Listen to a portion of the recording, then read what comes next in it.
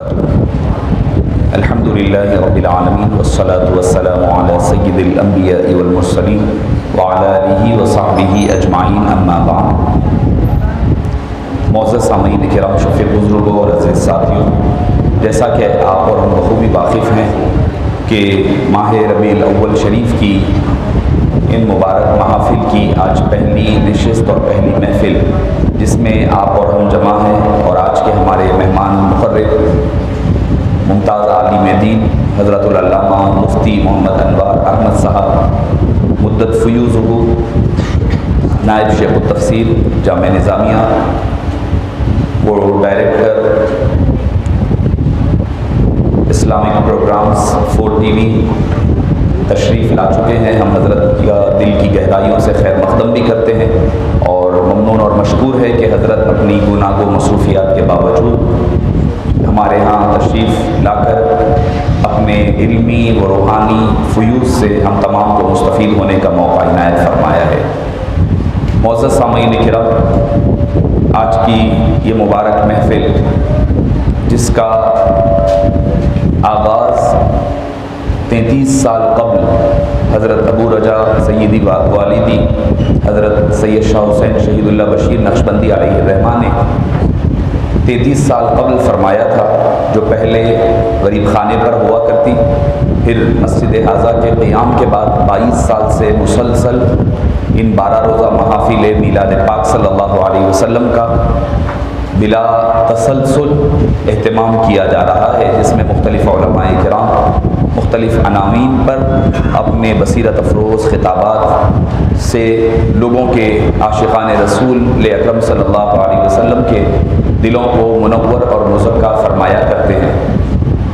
ان محافل کا مقصد یہی ہوا کرتا ہے کہ نبی کریم صلی اللہ علیہ وسلم سے والہانہ محبت، اتباع و اطاعت کے ذریعے سے قرب مصطفیٰ صلی اللہ علیہ وسلم اور اللہ عز و جل کا قرب حاصل ہو، اور ہم حبیب پاک صلی اللہ علیہ وسلم کی تعلیمات سے، آپ کی سیرت پاک سے متعارف ہوں۔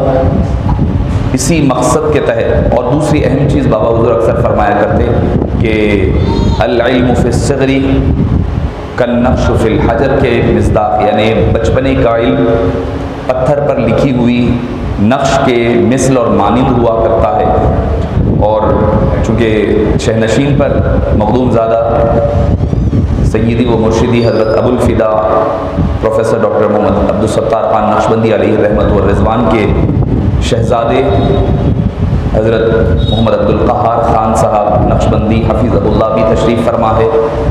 تو حضرت محمد ابو الفدا علیہ رحمہ بھی جب بھی ہندوستان انڈیا تشریف لاتے تو 12 روزہ محافل مغرب کی نماز ظہر شاہ میں ادا ہوتی، اور وہاں سے پھر یہاں تشریف لاتے، محفل میں تشریف فرما ہوتے، نگرانی فرماتے۔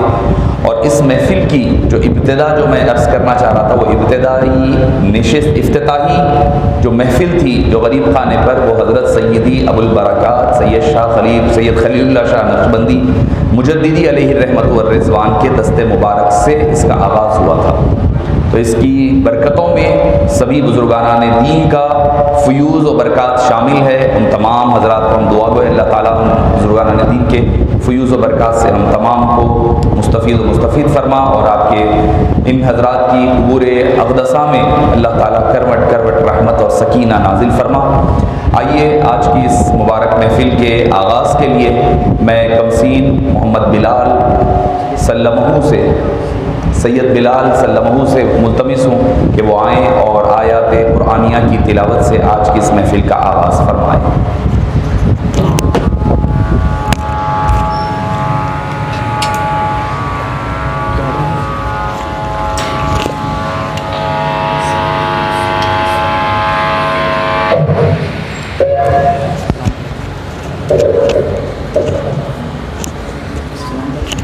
السلام علیکم ورحمۃ اللہ وبرکاتہ۔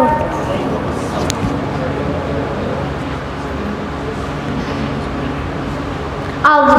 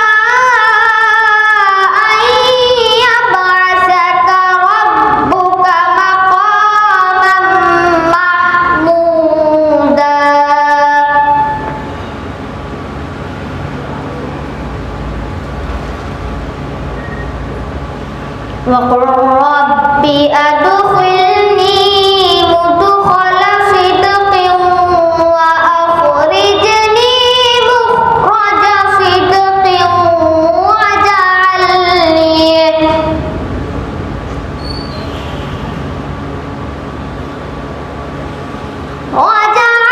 لي من لدنك سلطانا نصيرا.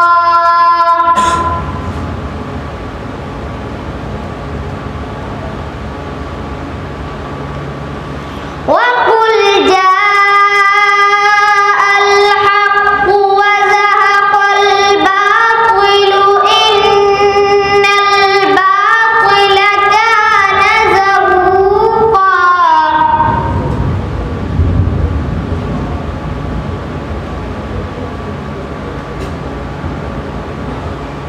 وننزل من القرآن ما هو شفاء ورحمة للمؤمنين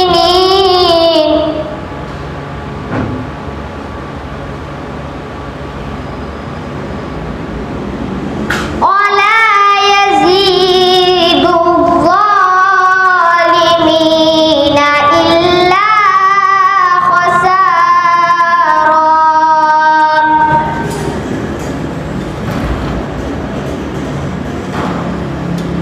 وإذا أنعمنا على الإنسان أعرض ونأى بجانبه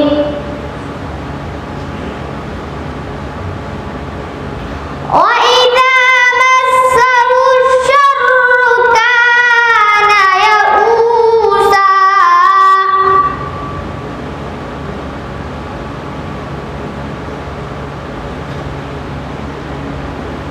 قل كل يعمل على شاكلته فربكم أعلم بمن هو أهدى سبيلا.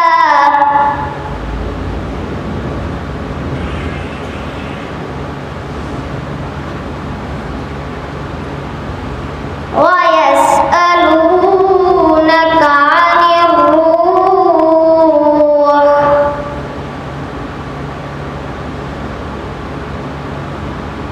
قل الروح من أمر ربي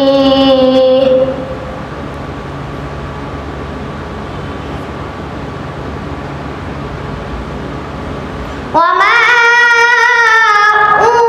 أوتيتم من العلم إلا قليلا.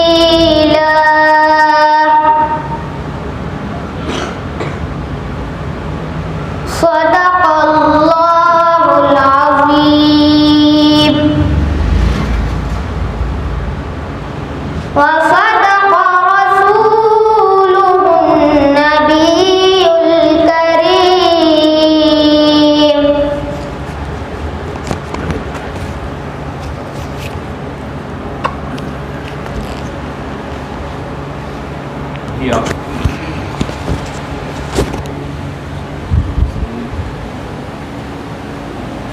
مدرسہ حاضہ کے طالب علم جو کہ ابھی تحفیظ قرآن کریم کا آغاز بھی فرما چکے ہیں، قاری سید بلال سے قرأت کلام پاک سماعت فرما رہے تھے۔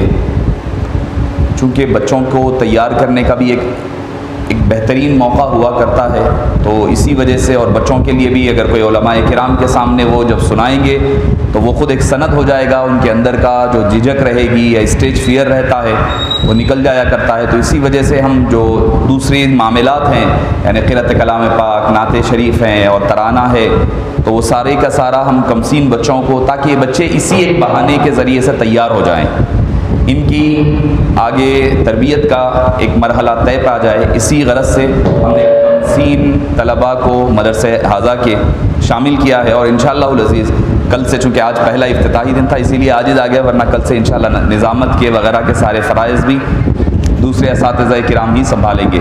آئیے کہ میں قرأت کلام پاک کے بعد منظور نذران عقیدت کے لیے نعت شریف سنانے کے لیے کمسین قاری سید نور اللہ بشیر عواب سے التماس کرتا ہوں کہ وہ آئیں اور نعت شریف کے چند اشعار سنانے کی سعادت حاصل کریں۔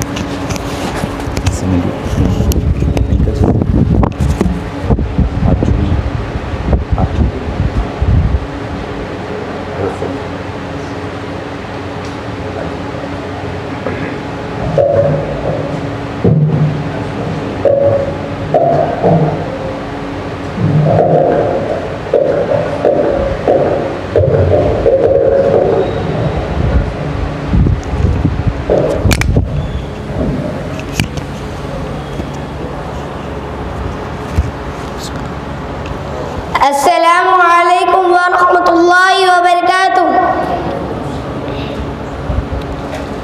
صلی اللہ علیہ یا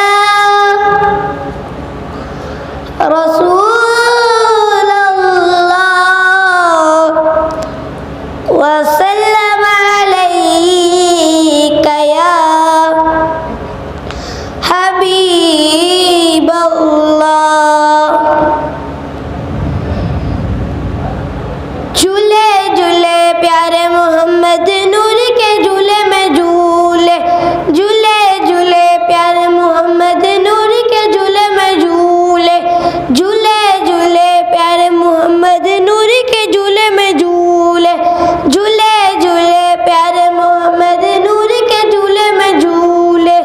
دائی حلیمہ جھولا جھولائے، دائی حلیمہ جھولا جھولائے، پیارے محمد جھولے، جھولے جھولے پیارے محمد نور کے جھولے میں جھولے، جھولے جھولے پیارے محمد نور کے جھولے میں جھولے۔ ان کا جھولا رحمت والا، ان کا جھولا رحمت والا، عرش پہ اعلیٰ فرش سے بالا، ان کا جھولا رحمت والا، عرش پہ اعلیٰ فرش سے بالا۔ کہتا یہ جھولانے والا، کہتا یہ جھولانے والا، پیارے محمد جھولے، جھولے جھولے پیارے محمد نور کے جھولے میں جھولے، جھولے جھولے پیارے محمد نور کے جھولے میں جھولے۔ آقا کے سب ناز اٹھائے، ستے جائے واری جائے، آقا کے سب واری، آقا کے سب ناز اٹھائے، ستے جائے واری جائے۔ حور و ملائک مل کر گائے، حور و ملائک مل کر گائے، حسن کے رہبر جھولے، جھولے جھولے پیارے محمد نور کے جھولے میں جھولے، جھولے جھولے پیارے محمد نور کے جھولے میں جھولے۔ عرش اولا کے جانے والے، عرش اولا پہ جانے والے، راز خدا کے جانے والے، راز خدا کے پانے والے، رب کا جلوہ دیکھنے والے، رب کا جلوہ دیکھنے والے، ساقی کوثر جھولے، جھولے جھولے پیارے محمد نور کے جھولے میں جھولے، جھولے جھولے پیارے محمد نور کے جھولے میں جھولے۔ ماسرہ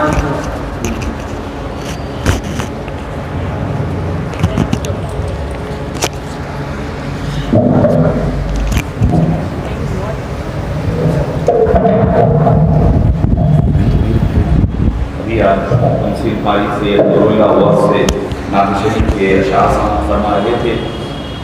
آئیے میں جلسے کی کارروائی کو آگے بڑھاتے ہوئے ایک اور کمسین کو دعوت دینے چلا ہوں، اور وہ ترانے میلاد پاک صلی اللہ علیہ وسلم کی چند بندیں سنانے کی سعادت حاصل کریں گے۔ سید محمد ایان سے درخواست کرتا ہوں کہ وہ آئیں اور میلاد نامے کی چند بند سنانے کی سعادت حاصل کریں۔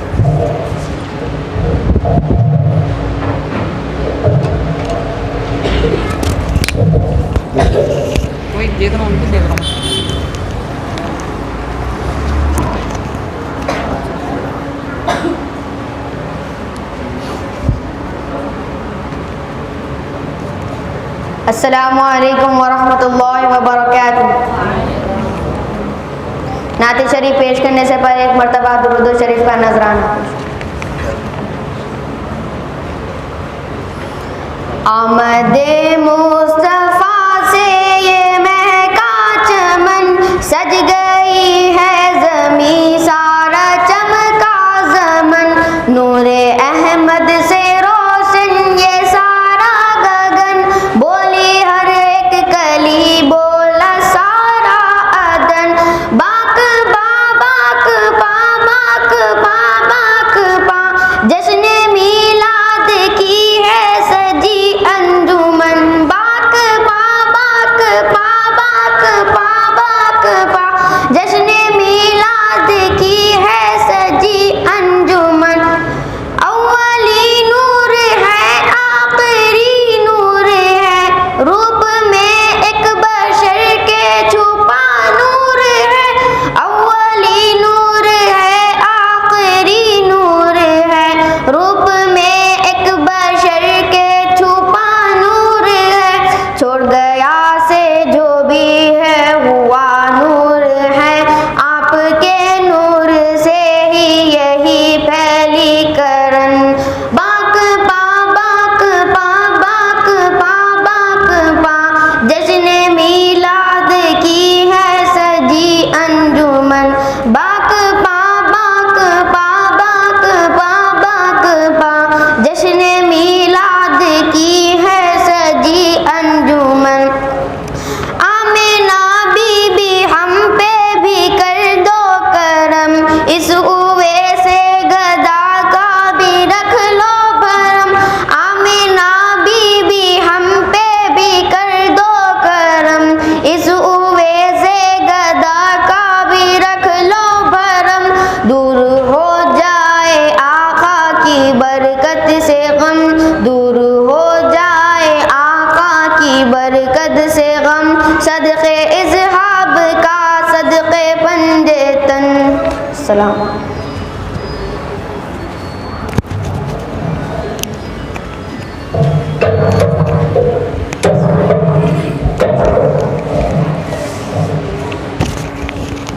معزز سامعین کرام، جیسا کہ آپ حضرات بخوبی واقف ہیں کہ آج کا اعلان، عنوان کا اعلان آپ تمامی حضرات بخوبی واقف ہیں کہ سیرت النبی صلی اللہ علیہ وسلم کی حقانیت، مستشرقین کے اعتراضات کے جواب میں اس پر کچھ بھی اس لیے نہیں کہوں گا کہ آپ کو حضرت سے سماعت فرمانی ہے، تفصیلی خطاب سننا ہے، اسی لیے اس عنوان کیا ہے، اس کی تفصیلات کیا ہے، آپ حضرت والا سے ہی خود سماعت فرمائیں گے۔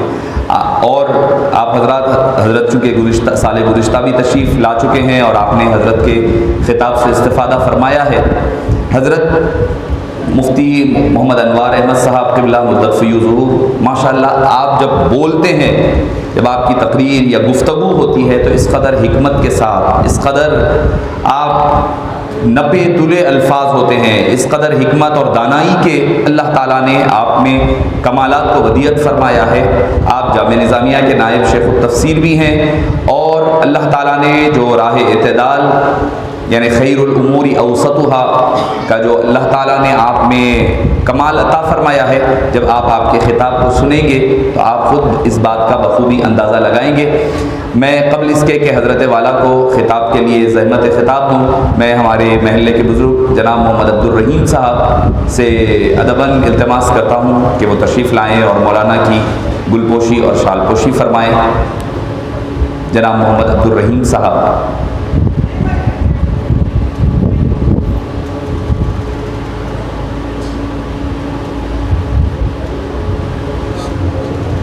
آپ انشاءاللہ العزیز سیرت پاک کے مختلف گوشوں اور عنوانات پر ہر دن آپ مختلف علماء کرام سے، اسکالرز سے اور مختلف مشائخ کے کرام سے آپ خطابات سماعت فرمائیں گے انشاءاللہ العزیز۔ خواتین کے لیے بھی پردے کا نظم ہے، آپ تمام حضرات پابندی وقت تشریف تو لاتے ہی ہیں، پھر بھی انشاءاللہ العزیز اس لیے کہہ دے رہا ہوں تاکہ ایک ریمائنڈر رہے، وذکر فإن الذکریٰ تنفع المؤمنین کے تحت۔ تو میں بلا تاخیر ادباً التماس کرنے چلا ہوں حضرت والا سے کہ آپ اپنے خطاب بلیغ سے ہم تمام کو مستفید و مستفیض فرمائیں۔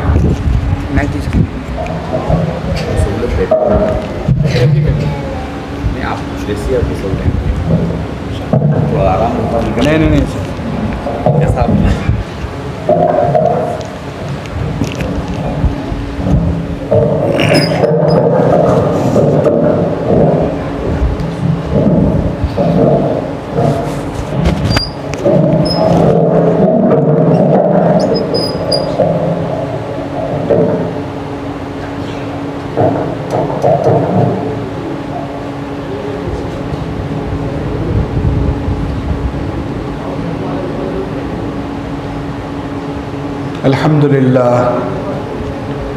الحمد للہ رب العالمین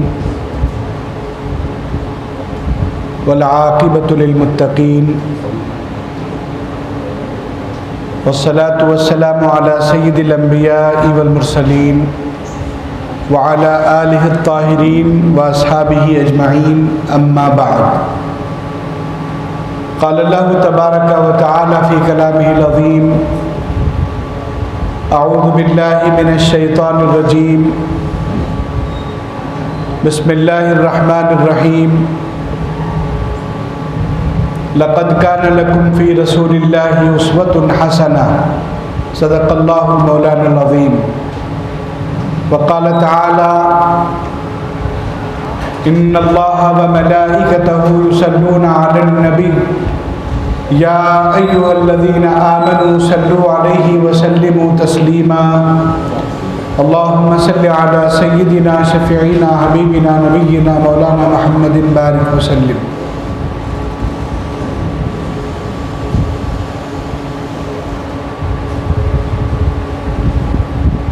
ہزار بار بشویر دہن ز مشک و گلاب ہنوز نام تو گفتن کمال بے ادبی است.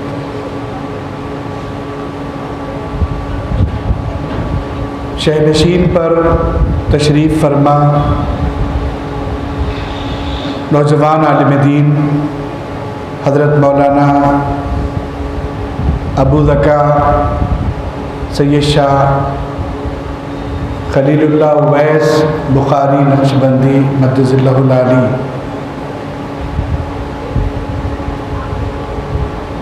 سرزمین امریکہ میں مقیم معزز شخصیت حضرت عبدالطہار نقشبندی صاحب مدظ اللہ العالی،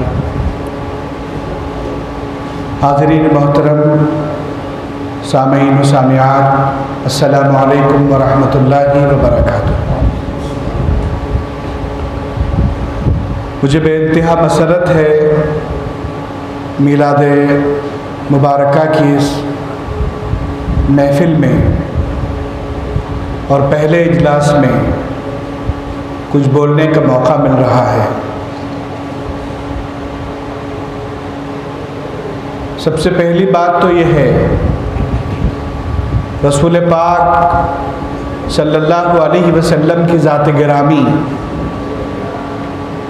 صبح قیامت تک انسانیت کے لیے اسوہ ہے.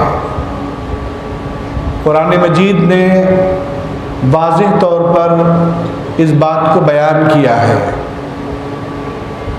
ہمارے نوجوان یہ سمجھتے ہیں کہ میلاد پاک 1400 برس پہلے کا واقعہ ہے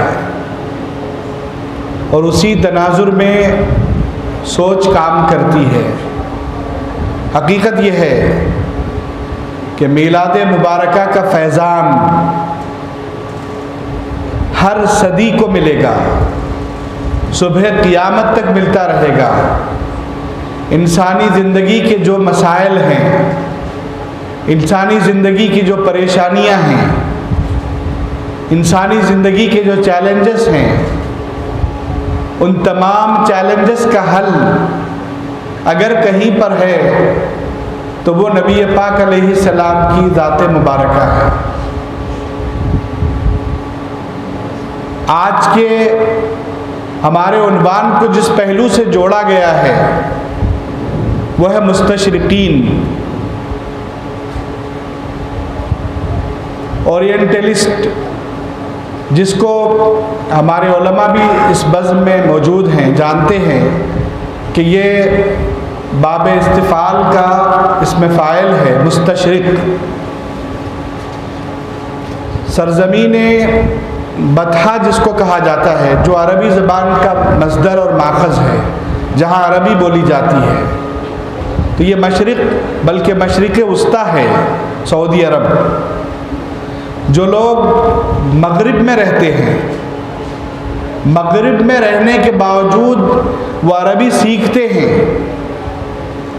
اور ان کا اپنا نقطۂ نظر ہے کہ عربی سیکھ کر قرآن پر اعتراض کیا جائے، احادیث پر اعتراض کیا جائے، تو جو مغرب میں رہنے والے ہیں، دیار مغرب میں رہنے کے باوجود عربی زبان سیکھتے ہیں جو مشرقی زبان ہے، تو ایسے لوگوں کو مستشرقین کہا جاتا ہے کہ وہ مغرب میں رہ کر بھی مشرق کی ایک زبان سیکھ رہے ہیں. باب استفعال کا جو خاصہ ہے وہ طلب ماخذ ہوتا ہے. ہندوستان کا کوئی شخص عربی سیکھے تو وہ مستشرق نہیں کہلاتا، کیونکہ وہ مشرق ہی میں رہتا ہے. لیکن یہ اصطلاح ہوتے ہوتے ان لوگوں کے لیے خاص ہو گئی جو اسلام دشمنی کے لیے مختلف باتیں کرتے رہتے ہیں. عزیزان گرامی، یہ ایک بڑا طویل موضوع ہے اور اس میں اتنا زیادہ کام ہوا ہے اور اس قدر تفصیلات اس سے متعلقہ ہیں کہ ایک عوامی پلیٹ فارم پر یہ گفتگو محض علمی گفتگو بن کے رہ جائے گی. لیکن اس حقیقت کو ہمیں جاننا ہے کہ مستشرقین نے جس پہلو کو بنیاد بنا کر اسلام پر یا نبی رحمت صلی اللہ علیہ وسلم پر انگلی اٹھانے کی کوشش کی ہے، وہ پہلو محض ان کی سمجھ کی کمی کی وجہ سے یا پھر ان کے اناد کی وجہ سے وہ اعتراض ہے. حقیقی اعتبار سے دیکھا جائے تو وہ اعتراض نہیں ہو سکتا. نبی رحمت صلی اللہ علیہ وسلم نے غسل کا طریقہ بھی بتایا ہے، یہ ایک حقیقت ہے. مسلم شریف اور صحاح کی تمام کتابوں میں ہے. امہات المومنین کے ساتھ نبی پاک علیہ السلام نے اس طریقے کو اس لیے بتایا، اور یہ مستشرقین کا ایک شوشہ ہے کہ دیکھو یہ پہلو. لیکن آپ کو اور ہم کو فخر ہونا چاہیے کہ آج کی اس ماڈرن دنیا میں جو ہمیشہ کیمرے کی رینج میں ہیں، ہم جہاں پر بھی ہیں ہم کیمرہ ہمارا احاطہ کرتا ہے، چاہے ہم سڑک پہ ہوں، چاہے ہم شاپنگ مال میں ہوں، چاہے مسجد میں آ جائیں. لیکن آج بھی واش روم ایسی مقامات ہیں وہاں کیمرے نہیں. اس جدید دنیا میں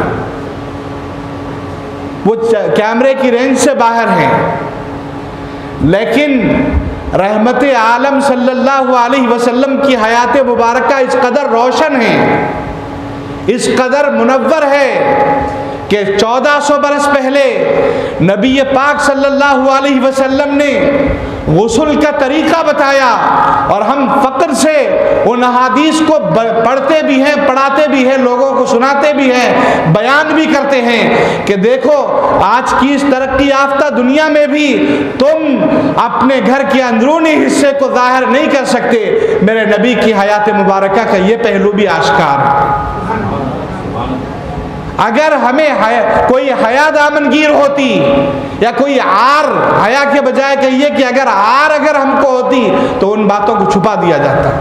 ہم چھپاتے نہیں، فخر سے بیان کرتے ہیں. اور جو لوگ مادی اور خواہش نفس کی تابع ہو کر بعض چیزوں کو دیکھتے ہیں، اصل میں اس بڑے کینوس کو وہ سمجھ نہیں پاتے کہ نبی پاک علیہ السلام کی ذات گرامی اسوہ ہے صبح قیامت تک کے لیے. اللہ نے آپ کے ذریعے قیامت تک کے تمام انسانوں کو رول ماڈل جو عطا کیا ہے وہ حضور پاک کی حیات مبارکہ، وہ زندگی ہے، وہ پاکیزہ معاملات ہیں، افعال و عادات ہیں، جس کی وجہ سے ہم روشنی حاصل کرتے ہیں اور ہم اپنی زندگی کو بہتر بناتے ہیں. لیکن مستشرقین کی نگاہ وہاں تک نہیں جاتی. وہ محض اناد کی وجہ سے یا پھر قصور فہم یا قصور عقل کی وجہ سے کہ جن کے پاس وہ اتنی بڑی سمجھ نہیں ہے, اتنا بڑا نقطۂ نظر نہیں ہے, نتیجے میں وہ اعتراض کرتے ہیں. یہ ایک پہلو نہیں ہے. حال ہی میں ایک بات اٹھی تھی کہ نبی پاک صلی اللہ علیہ وسلم نے اپنے متبنہ بیٹے کی زوجہ سے, جنہیں حضرت زید نے طلاق دے دی تھی رضی اللہ عنہ, ان سے نکاح فرمایا. عزیزان گرامی, سب سے پہلے ہم ام المومنین زینب بنت جہش رضی اللہ عنہ کی زندگی کا مطالعہ کریں تو پتہ چلتا ہے کہ وہ اسلام کے ابتدائی دور میں مسلمان ہوئی. اسلام کے لیے انہیں مصائب اور مسائل اور پریشانیوں سے دوچار ہونا پڑا. بڑی مصیبتیں وہ اٹھائیں, بڑی جد و جہد انہوں نے کی. اب اس کے بعد ایک مرحلہ تھا, وہ کیا کہ حضرت زید بن حارثہ رضی اللہ عنہ, یہ کون ہیں؟ یہ سوق حباشہ ایک بازار ہے جہاں انسانوں کی خرید و فروخت ہوتی تھی. وہاں وہ فروخت کیے گئے. حکیم بن حزام رضی اللہ عنہ نے ان کو خریدا, مکہ لائے, ام المومنین خدیجہ رضی اللہ عنہ کے حوالے کیا. اعلان نبوت سے پہلے وہ ام المومنین کے پاس تھے. پھر جب نبی پاک علیہ السلام سے نکاح ہوا تو ام المومنین خدیجہ رضی اللہ عنہ نے حضرت زید کو حضور کے حوالے کر دیا. رسول پاک علیہ السلام نے گویا انہیں آزاد کر دیا. اب جو مرحلہ ہے وہ عجیب ہے. وہ یہ کہ حضرت زید بن حارثہ ایک بڑے خاندان سے تعلق رکھتے تھے, اونچا مقام و مرتبہ ان کا تھا, لیکن وہ زمانہ اسی تھا کہ بچوں کو پکڑ لیا جاتا, بازاروں میں بیچ دیا جاتا, اب وہ غلام کے طور پر متعارف ہو جاتے. اس کے بعد یہ ہوا کہ حضرت زید کے والدین کو پتہ چلا, تاریخ سیرت میں تفصیل سے موجود ہے یہ واقعہ, کہ زید مکے میں ہیں, بنو ہاشم کے گھرانے میں حضرت عبداللہ کے فرزند کے پاس ہیں. تو ان کے والد ڈھونڈتے ہوئے آئے. زید اپنے والد کو دیکھتے ہیں, گلے سے لگ جاتے ہیں. فطری محبت ہے, عمر بھی کم ہے, 10-12 برس عمر بتائی جا رہی ہے. اب یہ ہوا کہ جب والد جانے لگے تو ظاہر ہے کہ گمشدہ بچہ مل گیا تھا, تو کون سا باپ بچے کو لے جانا نہیں چاہے گا اور کون سا بچہ جانا نہیں چاہے گا. جب لے جانے لگے تو یہ ہوا کہ حضرت زید رک گئے, حضور کے قریب آئے اور حضور کے دست مبارک کو پکڑ لیا. والد لے جانا چاہتے ہیں اور زید واپس ہونا نہیں چاہتے. جب والد نے دیکھا کہ بیٹے کی خواہش ہے کہ وہ محمد رسول اللہ صلی اللہ علیہ وسلم کے پاس رہے, تو پھر انہوں نے اصرار نہیں کیا, وہ چلے گئے. تو رسول پاک علیہ السلام کو ظاہر ہے کہ غیر معمولی محبت حضرت زید بن حارثہ سے ہوگی اس عمل کی وجہ سے. پھر جب حضور صلی اللہ علیہ وسلم نے اعلان نبوت فرمایا 40 برس کی عمر میں, تو سب سے پہلے جن نفوس قدسیہ نے, 4 شخصیات نے اسلام قبول کیا, اس میں حضرت زید بھی شامل تھے. تو محبت میں مزید اضافہ ہو گیا. اب ظاہر ہے کہ ساری ذمہ داری حضرت زید کی حضور پر تھی, نکاح کی ذمہ داری بھی حضور پر تھی. لیکن ایک سوال یہاں کھڑا ہو رہا تھا کہ ان سے نکاح کرے گا کون؟ عربوں کا رواج تھا, عربوں کے اندر ایک رواج تھا کہ کوئی غلام کے طور پر متعارف ہو جاتا, اس سے نکاح نہیں کیا جاتا. اب کوئی ذی شرف گھرانہ, عزت دار گھرانہ انہیں بیٹی دینے کے لیے تیار ہی نہیں. کوئی ارادہ نہیں. تو اب جب دیکھا حضور پاک علیہ السلام نے کوئی تیار نہیں ہے، تو پھر بنو ہاشم ہی سے زینب بنت جہش رضی اللہ عنہ کے گھرانے سے آپ نے یہ خواہش کا اظہار کیا کہ ان کا نکاح زید سے کر دیا جائے. ظاہر ہے ان کے گھرانے والے بھی اس ماحول میں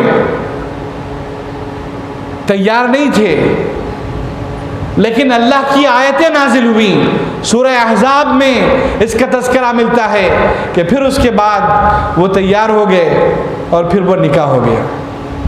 لیکن اب اس نکاح میں آپ جو بات دیکھیں گے، جو فائدہ ہوا، مکہ مکرمہ میں ایک پیغام گیا کہ اگر کوئی غلام کے طور پر متعارف بھی ہو جائے تو وہ آزاد ہے، اس سے نکاح کیا جا سکتا ہے، ایک آزاد عورت اس سے نکاح کر سکتی ہے.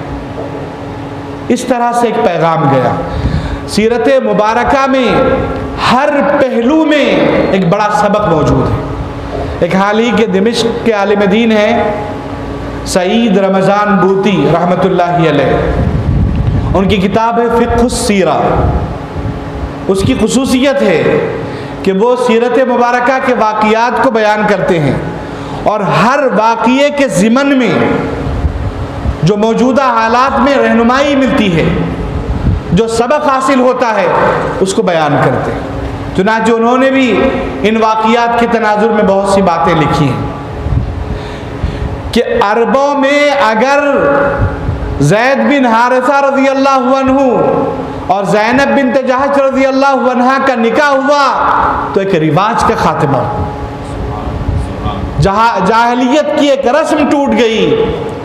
لیکن زینب بنت جہش رضی اللہ عنہ کو اللہ نے ایک اولو العزم خاتون کے طور پر منتخب کیا تھا. ان کے امتحانات یہیں تک ختم نہیں ہوئے. اتفاق یہ ہوا کہ دونوں کے درمیان نباہ نہیں ہو سکا.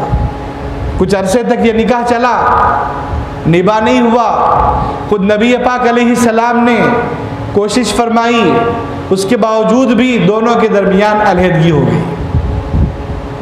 جب علیحدگی ہو گئی تو ظاہر ہے کہ زینب بنت جہش رضی اللہ عنہ کو بڑا دکھ ہوا. ان کی زندگی مسلسل پریشانیوں اور مسلسل مصائب میں گھری ہوئی تھی. اب یہاں آ کر ایک مرحلہ تھا، اللہ تعالیٰ ایک اور رواج کو عربوں کے بی بی زینب کے ذریعے توڑنا چاہتے تھے. وہ کیا رواج تھا؟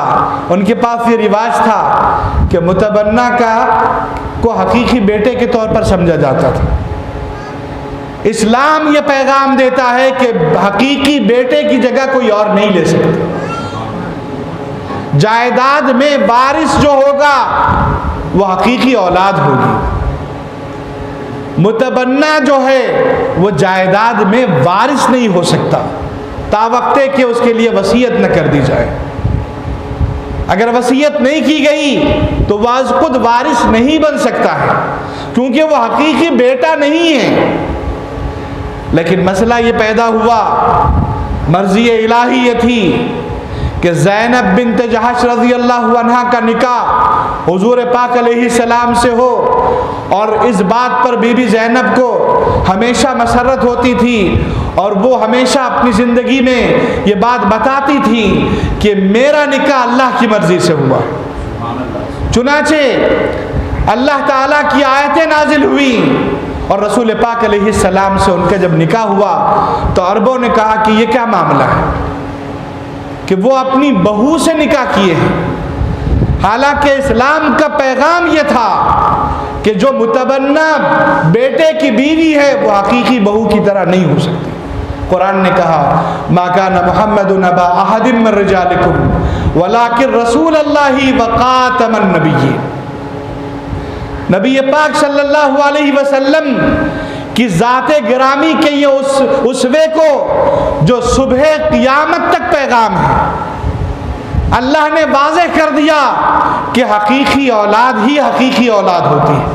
جو حقیقی اولاد نہیں ہے وہ حقیقی اولاد کی جگہ ہرگز بھی نہیں لے سکتے. نسب کا جو تعلق ہے وہ غیر میں داخل نہیں ہو سکتا اور اس کا فیضان صبح قیامت تک جاری رہے گا. تو عزیزان گرامی، مستشرقین ان واقعات کو اور اس جیسے کچھ واقعات کو لاتے ہیں اور لا کے کیا کرتے ہیں؟ اہل اسلام کے فکر کو، ذہن کو خراب کرنے کی کوشش کرتے ہیں، پراگندہ کرنے کی کوشش کرتے ہیں. وہ اس لیے کہ محض وہ مادی طور پر سوچتے ہیں، وہ صرف شہوت کے نقطۂ نظر سے غور و فکر کرتے ہیں، لیکن پیغمبرانہ زندگی کا ایک عمل بھی صبح قیامت تک کے لیے اسوہ ہوتا ہے، صبح قیامت تک کے لیے نمونہ ہوتا ہے. پیغمبر اللہ کی جانب سے منتخب ہوتے ہیں اور اللہ ان کو وہ مقام عطا فرماتا ہے جس پر کوئی اور فائز نہیں ہوتے. اور نبی پاک علیہ السلام کا مقام و مرتبہ تو ایسا ہے، لَقَدْ كَانَ لَكُمْ فِي رَسُولِ اللَّهِ أُسْوَةٌ حَسَنَةٌ، کہ لوگوں رسول اللہ کی زندگی میں تمہارے لیے بہترین اسوہ ہے، صبح قیامت تک کا اسوہ ہے. یہ اسوہ نہیں سمجھ پاتے اور آج حضور پاک علیہ السلام کی شان اقدس میں گستاخیاں، زبان درازیاں، آپ کو پتہ ہے اس کے اسباب کیا ہیں؟ بے شمار اسباب ہو سکتے ہیں، لیکن ایک سبب یہ ہے کہ باطل اگر ناکام ہیں تو وہ سیرت نبویہ کی وجہ سے، سیرت مبارکہ کی یہ واقعات. آپ دیکھیں ماہ ربیع النور کی آمد ہوئی، اہل محبت کا اجتماع ہو گیا، لوگ جمع ہو گئے، بچے بھی موجود ہیں، بڑے بھی موجود ہیں، علماء بھی ہیں جو سیرت مبارکہ پڑھے ہیں، بزرگ بھی ہیں جنہیں پہلے ہی سے یہ واقعات معلوم ہیں لیکن پھر موجود ہیں. کیوں؟ محبت کرنے والوں کا معاملہ یہ ہوتا ہے کہ جس سے محبت ہوتی ہے ان کی باتیں سنیں تو دل خوش ہو جاتا ہے. اور پھر فرمایا گیا الارواح جنود محمد، مسلمانوں کی جو روحیں ہیں حضور پاک علیہ السلام کے محبت کی قیدی ہیں. حضور کا ذکر ہو تو ایمان والوں کے دل خوش ہو جاتے ہیں، ایمان والوں کی محبتوں میں اضافہ ہو جاتا ہے. عزیزان گرامی، شیخ سعدی ہیں، حضور سے محبت کرتے ہیں، محبت کا انداز دیکھیے. ایک مرتبہ غور کر رہے ہیں کہ میں اپنے محبوب کی خدمت میں کیا پیش کروں، تو ارادہ کیا کہ میں ایسا کروں گا، ایک ربائی 4 مصرے وضع کروں گا اور ان 4 مصروں کو میں حضور کی بارگاہ میں بطور تحفے کی پیش کروں گا. لیکن طے کر رہے ہیں وہ جو مصرے ہوں گے، حضور کی صفتیں تو ہزاروں ہیں، لاکھوں ہیں، میں ان تمام اوصاف میں چنندہ صفات کو ہر مصرے میں نظم کروں گا اور حضور کی خدمت میں پیش کروں گا. بھائی آپ چاہتے ہیں اپنی ماں کو تحفہ دیں تو ارادہ ہوتا ہے نا اچھے سے اچھا تحفہ دینا چاہیے. بیٹے کو کچھ دینا چاہیں گے تو آپ چاہیں گے کہ بہتر سے بہتر دوں. بیوی کو، بہن کو، ماں کو، اپنے رشتہ داروں کو آپ جو دینا چاہیں اس کی ہستی کے اعتبار سے بہتر دینا چاہیں گے.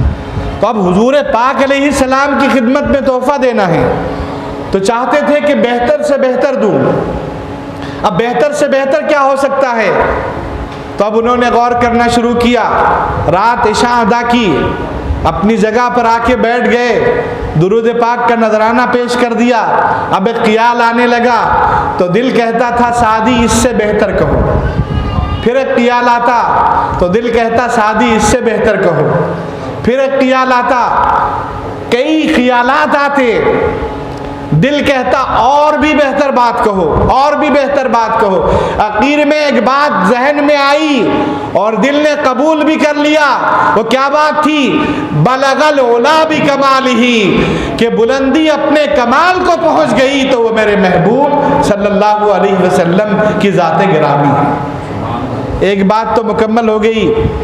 اب دوسری بات پھر خیالات آتے رہے، دل کہتا اور بہتر اور بہتر اور بہتر. اس کے بعد دوسری بات پھر دماغ میں آئی اور اس کو دل نے قبول کر لیا. وہ کیا بات تھی؟ کشفت دجا بجمالہ، کائنات کے اندھیرے رسول پاک علیہ السلام کے جمال کی وجہ سے، حضور کے حسن کی وجہ سے کائنات کے اندھیرے ختم ہو گئے. اب یہ دوسری بات بھی دل کو لگ گئی. اب تیسرا مصرع تھا، اب کیا کہیں؟ پھر کئی خیالات آتے رہے، کئی خیالات آتے رہے. کوئی بات سعدی کے دل میں جمتی نہیں تھی، دل کہتا تھا اور بہتر کہو اور بہتر کہو. محبت کی بات ہے اور بہتر ہونی چاہیے. پھر آخر میں ایک بات دل میں آ گئی اور کہا حسنت جمیع خصالہ، یا رسول اللہ اس روئے زمین پہ جتنے انسان ہیں سب میں اعلیٰ و ارفع، عادات و اطوار کے اعتبار سے سب سے بہترین آپ کی ذات گرامی. تین باتیں ہو گئی. بلغ العلا بکمالہ، کشفت دجا بجمالہ، حسنت جمیع خصالہ. اب چوتھا مصرع جو آخری تھا وہ کہنا ہے، دل کئی خیالات کو اپنے اندر لا بھی رہا ہے لیکن کوئی بات جم نہیں رہی، بے قرار ہے، بے چین ہے. اسی غور و فکر میں، اسی بے قراری میں آنکھ لگ گئی. جب آنکھ لگ گئی تو خواب میں مقدر جاگ اٹھا، نبی پاک علیہ السلام تشریف لے آئے اور عرض کر حضور پاک ارشاد فرمانے لگے سعدی کہو کیا کہہ رہے تھے. آنکھوں سے آنسو بہنے لگے، کہنے لگے بلغ العلا بکمالہ، کشفت دجا بجمالہ، حسنت جمیع خصالہ. اب خاموش ہو گئے، چوتھی بات کہہ نہیں سکے تھے، آنکھوں سے آنسو بہنے لگے. حضور نے دیکھا، مسکراتے ہوئے فرمایا سعدی کہو صلو علیہ وآلہ، صلاۃ و سلام اس ذات اقدس پر اور آپ کی آل اطہار پر. عزیزان گرامی، پتہ کیا چلا؟ جو لوگ نبی پاک علیہ السلام کی محبت میں بے قرار ہو جاتے ہیں ان پہ عنایت ہوتی ہے، توجہ ہوتی ہے.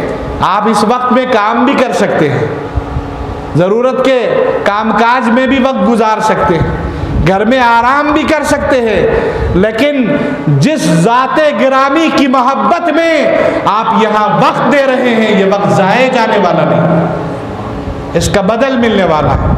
اس یقین کے ساتھ اس محفل میں اور ہر محفل میں آپ کو ہم کو رہنا ہے. تو مستشرقین ہو یا دشمنان دین ہو، ان کی سازشیں اگر ناکام ہوتی ہیں تو وہ رحمت عالم صلی اللہ علیہ وسلم کی سیرت مبارکہ کی وجہ سے. یہ نوجوان، یہ معصوم، یہ بچے، بوڑھے، عورتیں حضور کی سیرت مبارکہ کو اپنی زندگی کا محور بناتے ہیں، سنتوں پہ عمل کرتے ہیں تو ان کو پریشانی ہو رہی ہے. اب دیکھیے نیا سال آیا، نیو ایئر، محفل ہو رہی ہے، ایک طوفان بدتمیزی، شراب نہیں پینے والے بھی اس ذریعے سے پی لیتے ہیں، عادی بن جاتے ہیں. یورپ نے یا کسی پر الزام یورپ پر زیادہ دینے کی ضرورت نہیں ہے، اب ہمارا ملک بھی، ہماری تہذیب بھی تقریباً برابر ہو چکی ہے. تو حالات ایسے ہیں کہ سیلیبریشن کا موقع لاتے ہیں، نوجوانوں کے قدموں کو ڈگمگا دیا جاتا ہے، انہیں ناچ گانے کا عادی بنانے کی سازشیں ہیں پس پشت. ان کا منصوبہ یہ ہے کہ یہ نوجوان کلب کلچر کے عادی بن جائیں، جوے کے عادی بن جائیں، یہ نوجوان شراب کے عادی بن جائیں. انہیں کیا فائدہ ہے؟ وہ شراب کے عادی بنیں گے، ان کی شراب فروخت ہوگی، ان کے مال میں اضافہ ہوگا. وہ جوے کے عادی بنیں گے، ان کے سٹے میں، ان کے مال میں اضافہ ہوگا. وہ عیاش بن جائیں گے، ان کی مال و دولت میں اضافہ ہوگا. ان کی ہوٹل انڈسٹری ترقی کرے گی، ان کے مذموم عزائم کی تکمیل ہوگی. تو یہ چاہتے ہیں کہ انسان کو لوٹ لیا جائے، اس کے لیے سیلیبریشن کے ماحول لاتے ہیں، اس طرح کی چیزیں لاتے ہیں. عزیزان گرامی، کیوں؟ ان کا مقصد تو واضح ہے کہ یہی ہے. اب آئیے، ہمارے پاس اہل اسلام کے پاس بھی عید کا دن آتا ہے، خوشی کا دن آتا ہے محمد عربی صلی اللہ علیہ وسلم کے غلاموں کے لیے بھی مسرت کا دن ہے، رمضان کی عید، لیکن قربان جائیے رحمت والے آقا صلی اللہ علیہ وسلم کی تعلیمات پر میرے آقا نے کیا فرما دیا کہ تم روزانہ 5 نمازیں پڑھتے ہو، عید کے دن ایک اور نماز 6 نمازیں پڑھو۔ کیوں؟ آج خوشی میں کسی کے قدم لڑکھڑا نہ جائیں، آج ایک نماز اور پڑھنی پڑے۔ آج تم خوشی میں آپے سے باہر نہ ہو جاؤ، اس لیے سال میں کبھی صدقہ فطر واجب نہیں ہے، عید الفطر کے بعد صدقہ بھی دینا ہوگا، غریبوں سے تعلق کا اظہار بھی کرو گے۔ عید قربہ ہے، اس گوشت میں غریبوں کا حصہ بھی نکالنا ہے، تاکہ اپنی مالداری کی وجہ سے تم اپنے آپ کو ترجیح دینے والے نہ بنو، اپنے کو بڑا نہ سمجھو، جاؤ تم ان غریبوں کو بھی دو، رشتہ داروں کو بھی تقسیم کرو۔ تو ہمارے پاس جب عید کا دن آتا ہے تو یہ تربیت کی جاتی ہے، یہ سنبھالا دیا جاتا ہے، اور ان کے پاس جب خوشی کا موقع آتا ہے تو وہ استحصال کرنا چاہتے ہیں۔ ضمیر مغرب ہے تاجرانہ، اقبال کہتے ہیں کہ ضمیر مغرب یہی ہے کہ تجارت میں ڈال دیا جائے۔ عزیزان گرامی، ہم اور آپ رحمت عالم صلی اللہ علیہ وسلم کی حیات مبارکہ کو اگر پڑھیں گے تو یہ بڑی روشن حیات ہے۔ سیرت مبارکہ کے واقعات مستشرقین اگر انگلیاں اٹھاتے ہیں تو آپ ان کی باتوں میں ہرگز نہیں آئیں گے، بلکہ آپ سیرت مبارکہ کا مطالعہ کریں گے۔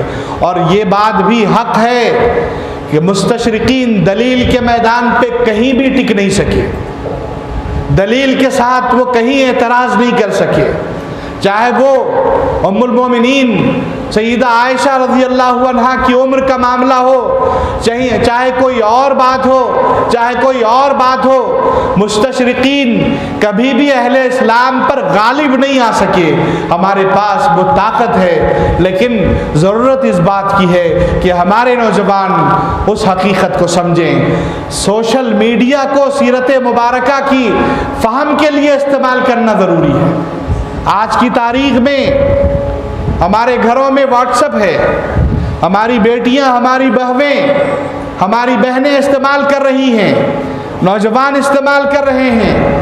اس سیرت مبارکہ میں ہم اس بات کا تہیہ کر لیں کہ ہم سیرت مبارکہ کے پیغام کو عام کرنے کے لیے سوشل میڈیا کا استعمال کریں۔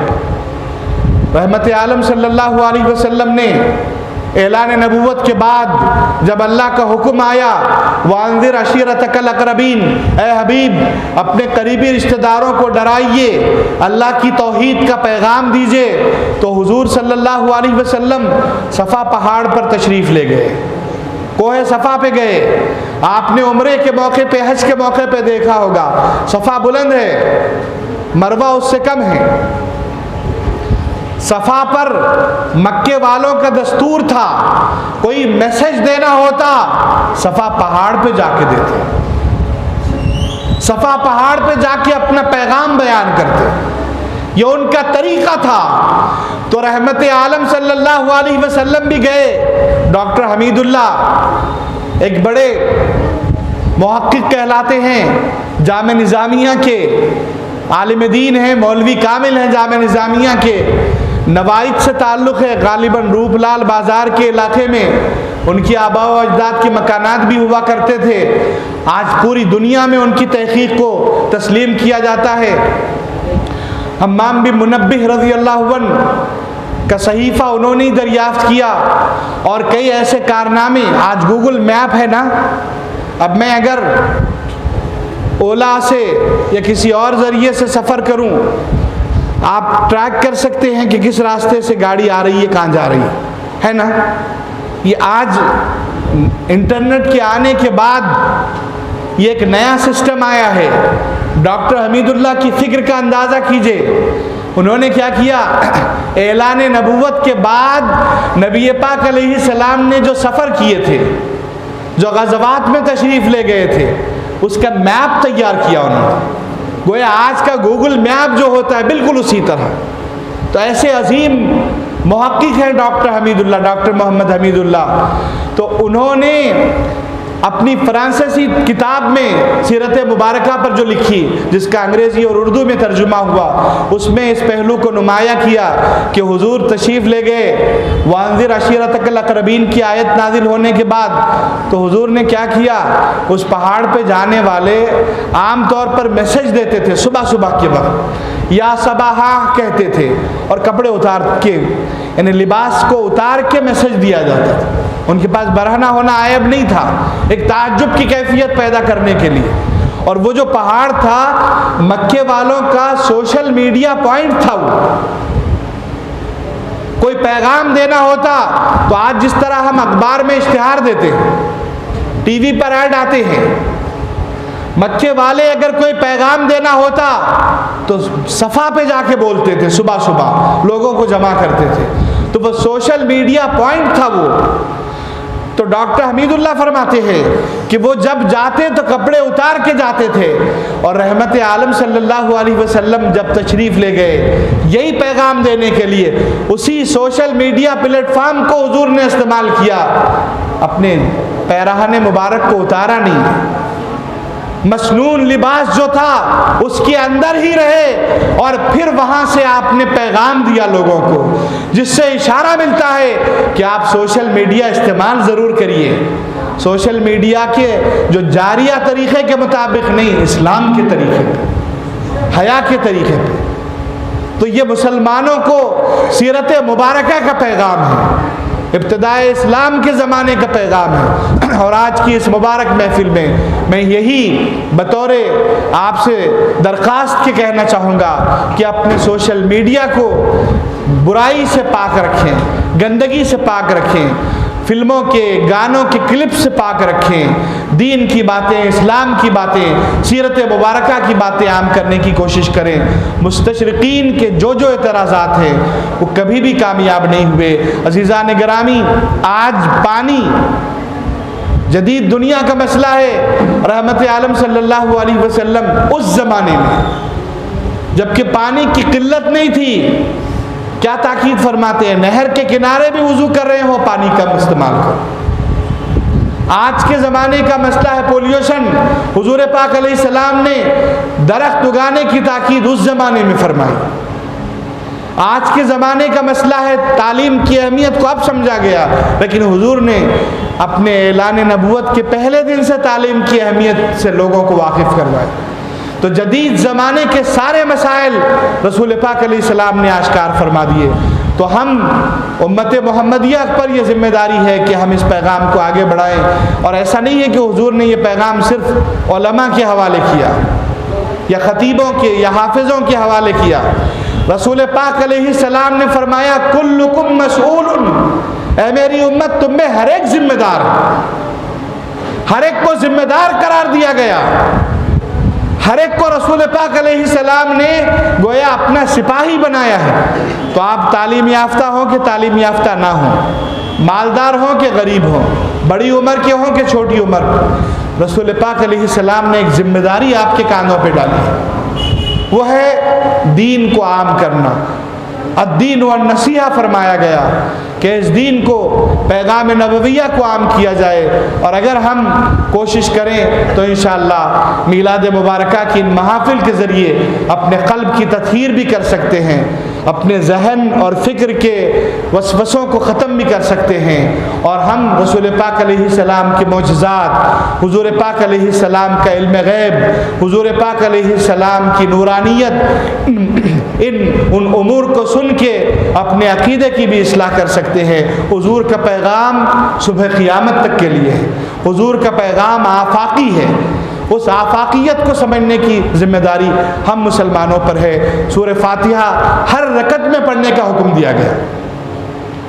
الحمدللہ رب العالمین، آغاز کس طرح سے؟ الحمد، حضور پاک علیہ السلام نے فرمایا لا صلاۃ الا بفاتحۃ الکتاب، ہر رکعت میں سورہ فاتحہ پڑھیں۔ الحمد پازیٹیو، یعنی اپنی زندگی آپ نیگیٹیو طریقے پہ نہ چلائیں، پازیٹیو۔ پھر رب العالمین، آپ کا مائنڈ براڈ ہونا چاہیے، آپ کی فکر کا زاویہ بڑا ہونا چاہیے۔ یہ خطوط ہیں جو نبی پاک علیہ السلام نے عطا فرمائے۔ الرحمن الرحیم اللہ کی صفتیں ہیں، ہمیں انہی صفتوں پر گامزن رکھنا ہے، رحمت ہماری زندگی میں آنی چاہیے۔ مالک یوم الدین قیامت تک ہمارا ہدف ہونا چاہیے۔ ہم کہاں تک سوچتے ہیں ہماری آنے والی نسل کے لیے؟ بیٹوں کے لیے گھر بنا کے دیں گے، بہت کم لوگ ہوں گے جو پوتروں کو گھر بنانے کا سوچتے، یہی ہے نا؟ کون ہے جو پڑ پوتروں کو گھر بنانے کا سوچ رہا ہے؟ بولیے آپ۔ خیر یہ تو مادی دنیا ہے، وہ بنا لیں گے، لیکن اسلام آپ کی فکر کے زاویے کو اتنا بلند کیا ہے کہ آپ صبح قیامت تک کی اپنی نسلوں کے لیے غور و فکر کریں۔ آپ کا ہدف اتنا اونچا ہونا چاہیے، آپ کی سوچ اتنی آگے کی ہونی چاہیے۔ یہ دین ہے۔ ان باتوں کو مستشرقین سمجھ نہیں سکے۔ مستشرقین تو مستشرقین، مسلمانوں کو بھی اندازہ نہیں، جس کے نتیجے میں ہم اپنی بات بتا نہیں سکے۔ میں اللہ تعالیٰ سے دعا کرتا ہوں کہ اللہ تعالیٰ ہماری اس کوشش کو قبول فرمائے۔ حضرت مولانا سید شاہ ابو رجا حسین شہید اللہ بشیر بقاری نقشبندی رحمۃ اللہ علیہ کو ان مجالس کے انعقاد پر اجر عظیم عطا فرمائیں، ان کے درجات کو بلند فرمائیں، ان کی مغفرت فرمائیں، اور ان کی نسلوں کو اس کار خیر پر چلنے کی توفیق عطا فرمائیں۔ اہل محلہ جو شرکت کر رہے ہیں اللہ ان تمام کے مقاصد کو پورا فرمائیں۔ وصلی اللہ تعالی علی خیر خلقہ اجمعین بجاہ طہ و یاسین والحمد للہ رب العالمین۔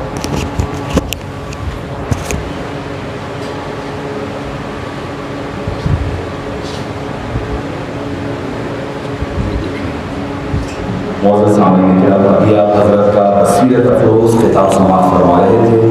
آپ خود میں سمجھتا ہوں کہ علم کے اور فکر کے اور تدبر کی نہریں بہہ رہی تھیں، اور آپ حضرات چونکہ ہماری ایک طبیعت ہوتی ہے کہ بھئی اہل سنت والجماعت کا ایک مزاج بنا ہوا ہے کہ بھئی ہم عقائد والی تقاریر وغیرہ کو اکثر سنتے ہیں، پسند بھی کرتے ہیں، مگر ہونا یہ چاہیے کہ ہر امور میں خیر الامور اوسطھا، کہ ہر معاملات میں میانہ روی اور اعتدال بھی ہے۔ آپ جب کوئی نعت شریف سنتے ہیں یا عقیدے کی بات سنتے ہیں تو اس سے آپ کی ایمانی جوش پیدا ہوتا ہے۔ وہ کیوں ہوتا ہے؟ اس کے ذریعے سے پھر عمل آپ کے لیے آسان ہو جائے۔ صرف اگر آپ کا جوش ہی بڑھ رہا ہے، اس کو آپ اگر کنورٹ نہیں کریں گے عمل کی طرف تو پھر فائدہ نہیں ہوگا، وہ محبت ادھوری کہلائے گی۔ آپ نے جو ایک مہینہ قبل شاید 25-24 گزشتہ ماہ کی جو ایک ہفتہ مسلسل جو اضطراب کے عالم میں نہ صرف شہر حیدرآباد بلکہ ہندوستان نے جو دیکھا ہے، جتنے احتجاج ہوئے سارے کے سارے ہوئے، میں سمجھتا ہوں کہ حضرت نے ایک سارا احتجاج اور سارا پروٹیسٹ ایک طرف تھا، اور حضرت نے جو اس کا مدلل اور ایسا مفصل آپ نے اس کا جواب دیا ہے، میں سمجھتا ہوں کہ ہماری قوم کے لیے نعرے لگاتے ہوئے بازار میں نکلنا تو آسان ہے۔ ایک لڑکا مجھ سے ہی پوچھنے لگا کہ بھائی صاحب وہ آپ صلی اللہ علیہ وسلم نے بہو سے کیسے نکاح کیا، جبکہ میں نے سنا ہے، مسلمان بچے کا سوال ہے کہ بہو سے نکاح کیسے فرمایا آپ صلی اللہ علیہ وسلم نے، جبکہ ہمیں کہا کہ تو دائمی ہمیشہ کا رشتہ ہوتا ہے۔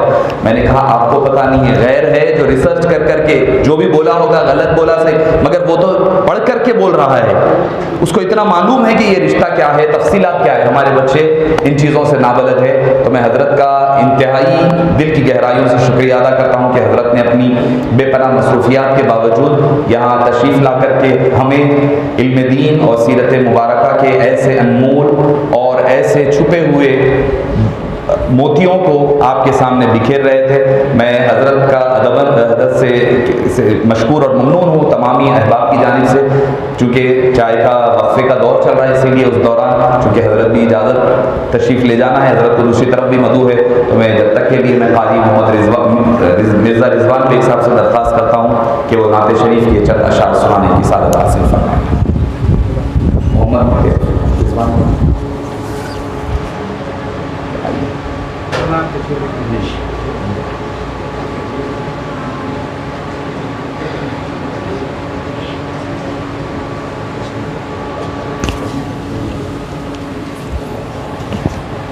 السلام علیکم ورحمۃ اللہ وبرکاتہ۔ ان اللہ وملائکتہ یصلون علی النبی یا ایھا الذین آمنوا صلوا علیہ وسلموا تسلیما۔ اللهم صل على سيدنا صلواتك وعدد معلوماتك وبارك وسلم.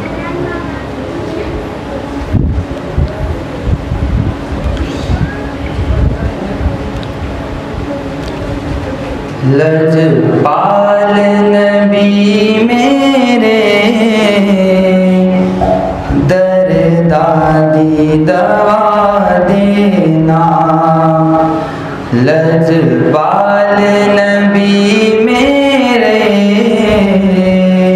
دردادی دوا دینا. جب وقت نداوے دامن دی ہوا دینا. جب وقت نداوے دامن دی ہوا دینا. میں نعت تیری پڑھنا میں ذکر تیرا کرنا. میں نعت تیری پڑھنا میں ذکر تیرا کرنا. اس ذکر دی برکت نال میری قبر وسا دینا. اس ذکر دی برکت نال میری قبر وسا دینا. جب وقت نزاوے دامن دی ہوا دینا. میں قبر اندھیری میں گھبراؤں گا جب تنہا. میں قبر اندھیری میں گھبراؤں گا جب تنہا. امداد میری کرنے آ جانا رسول اللہ. امداد میری کرنے آ جانا رسول اللہ. جب وقت نداوے دامن دی ہوا دینا. السلام علیکم.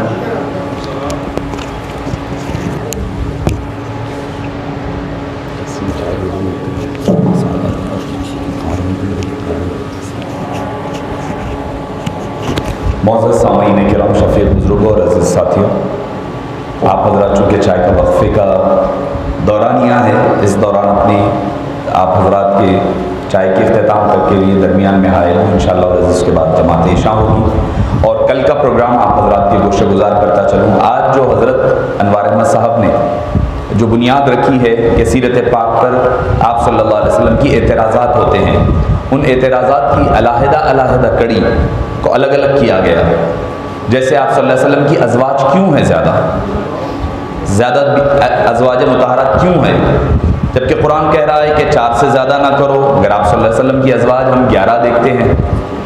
اور امت کو، اور عجیب بات ہے، کوئی کہیں گے کہ بھئی اگر آپ صلی اللہ علیہ وسلم نے جو کام کیا، قرآن نے کہا کہ بھئی وہ سنت ہے، اس پہ عمل کرو فرمایا. نبی پاک کی زندگی تمہارے لیے بہترین نمونہ اور اسوہ ہے فرمایا. آپ صلی اللہ علیہ وسلم نے جو کیا وہ کرو حکم دیا. قرآن کہتا ہے وَمَا آتَاكُمُ الرَّسُولُ فَخُذُوهُ وَمَا نَهَاكُمْ عَنْهُ فَانْتَهُوا. جو دے لے لو، جو جس سے روکے رک جاؤ. جو آپ صلی اللہ علیہ وسلم نے کیا اس کو سنت قرار دیا، اتباع قرار دیا، اطاعت قرار دیا. مگر جب نکاح کی بات آئی تو فرمایا 4 سے زیادہ نہیں، حالانکہ آپ صلی اللہ علیہ وسلم نے 11 کیے. بولے کیوں کیے بھئی، وجہ کیا ہے؟ تو بولے اگر ہر آدمی 11 نکاح کرے گا تو خواتین دوسرے مرد حضرات کے لیے کہاں سے رہے گی، دوسرے احباب کے لیے، دوسرے حضرات کے لیے. اور ایک بات لطیف بات ہے کہ نکاح کے حوالے سے غالباً میں نے کوئی ایک جو حالیہ میری بھی اسی پر ایک گفتگو تقریر تھی، اس میں کہا تھا آپ صلی اللہ علیہ وسلم نے پہلا نکاح کیا حضرت بی بی خدیجہ سے. پہلا نکاح کیا بی بی خدیجہ سے، اور 52 سال کی عمر میں بی بی خدیجہ کا انتقال ہو گیا. آپ صلی اللہ علیہ وسلم کی عمر اس وقت 52 سال ہے، یعنی 52 سال تک آپ صلی اللہ علیہ وسلم نے دوسرا نکاح نہیں فرمایا، پہلا نکاح ہی ہوا۔ بی بی خدیجہ الکبریٰ کا وصال ہوا، اس کے بعد آپ نے آخر کے 11 سال میں 10 نکاح فرمائے۔ اگر آپ حبیب پاک صلی اللہ علیہ وسلم کی زندگی پڑھیں گے نا تو یہ آپ کو الگ الگ ڈیفینیشنز، الگ الگ کیٹیگریز ملے گی۔ ابتدائی 52 ایئرز تک ایک ہی اہلیہ ہے، لاسٹ کے 11 ایئرز میں آپ صلی اللہ علیہ وسلم نے باقی کے 10 نکاح فرمائے۔ اور جیسا کہ حضرت نے فرمایا کہ بھئی کوئی کام آپ صلی اللہ علیہ وسلم، مستشرقین کہتے ہیں کہ نعوذ باللہ اپنے نفس کے لیے، اپنی ذات کے لیے یا اپنی خواہش کے لیے، طمع کے لیے کیا، لوگ کہتے ہیں، جس کا آپ نے جواب دیا۔ تو آپ دیکھیں گے جب آدمی کوئی اچھی چیز دیکھ لیتا ہے تو دنیاوی چیز اس کے سامنے ہیچ ہوتے آتی ہے۔ کوئی اگر ہم اور آپ ہیں کبھی مدینہ پاک چلے گئے، مدینہ پاک دیکھنے کے آنے کے بعد دنیا کی کوئی روشنیاں، کوئی خمخمیں، کوئی لائٹ آپ کو نظر میں نہیں بھاتی، کیونکہ وہ نورانی تجلیات دیکھتے ہیں۔ آپ کعبۃ اللہ شریف کی انوار و تجلیات دیکھیں، اس کے بعد آپ کو کچھ دیکھنا دل ہی نہیں کرتا۔ آپ صلی اللہ علیہ وسلم نے جو 10 نکاح کیے ہیں بعد کے، وہ معراج پاک کے بعد میں کیے ہیں۔ معراج النبی صلی اللہ علیہ وسلم کے، یعنی معراج کب ہوئی؟ بی بی خدیجہ کا انتقال، حضرت ابو طالب کا انتقال، طائف میں لوگوں کا بدتمیزی کرنا، یہ 3 وجوہات کے بعد حبیب پاک صلی اللہ علیہ وسلم کو اللہ تعالیٰ نے معراج میں بلایا۔ کیوں بلایا؟ اے حبیب پاک، اگر مکے والے آپ کو نہ سمجھ پائے تو کوئی فکر نہ کرے، طائف والے پتھر مار کر آپ کے زخم مبارک کو، قدم مبارک کو مجروح کرتے ہیں، زخمی کرتے ہیں، دل ملول نہ کیجئے، دل غمزدہ نہ کیجئے، ان کو آپ کا مقام و مرتبہ نہیں پتا۔ جن قدموں کو انہوں نے زخمی کیا ہے انہی قدموں کو عرش معلیٰ بوسے دیا کرے گا۔ جس ذات مبارکہ کو دیوانہ مجنون کہہ کر کے پکارا ہے انہی کے استقبال میں فرشتوں کو ٹھہرا دوں گا۔ حوریں آپ کے دیدار کے لیے منتظر ہوں گی، لوگ مانے یا نہ مانے مصطفیٰ، دل ملول نہ فرمائے، میں آپ کا رب خود آپ کے لقاء ملاقات کا منتظر ہے۔ آپ تشریف لائیے۔ آسمان دنیا کو سجا دیا گیا، جنتوں کو سجا دیا گیا، دوزخوں کی آگ کو بجھا دیا گیا، ساری چیزوں کو اللہ تعالیٰ نے آراستہ کر دیا۔ جب مصطفیٰ جان رحمت صلی اللہ علیہ وسلم صرف معراج میں، اور کس لیے ہوئی معراج؟ صرف حبیب پاک کو کچھ لمحے کے لیے غم ہوا، غم اور حزن ہوا، اللہ کو اتنا بھی گوارا نہ ہوا جہاں میرا حبیب رہے اور وہاں غم رہے، میرے مصطفیٰ جہاں رہے گا وہ غموں کو مٹانے کے لیے آیا ہے، حزن و ملال کو ختم کرنے کے لیے آیا ہے۔ وہ حبیب پاک کبھی غمزدہ نہیں ہو سکتا۔